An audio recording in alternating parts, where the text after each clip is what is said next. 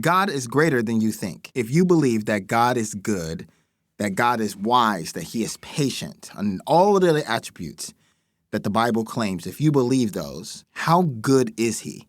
How patient is he? How wise is he? What we think of as goodness, God's goodness. When did God start being good? And when will he stop being good?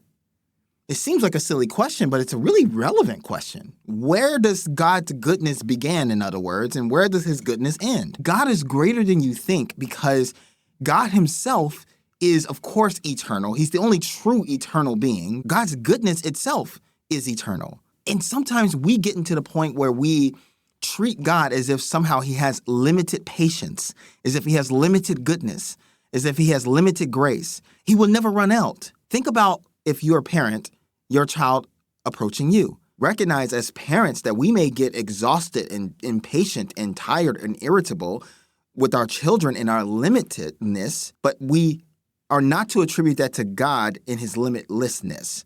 God is eternal. That is not how he treats us. God's patience doesn't run thin because he's not like me. Isaiah 55:8, his ways is far higher than my ways, right? His capabilities are far higher than mine.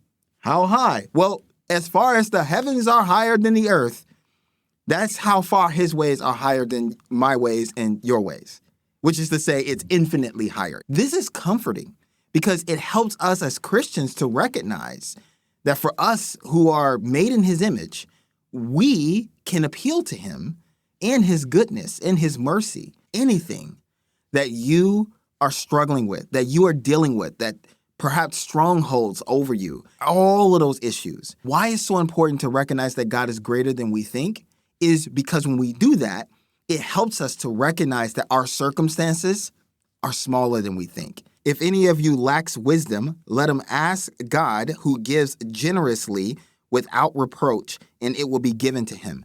That's from James 1:5.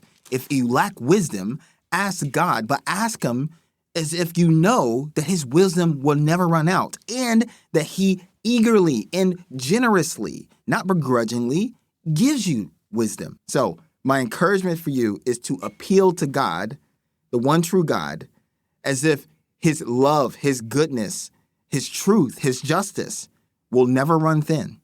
His patience for you, his care for you will never run thin. His guidance, his word will never return void.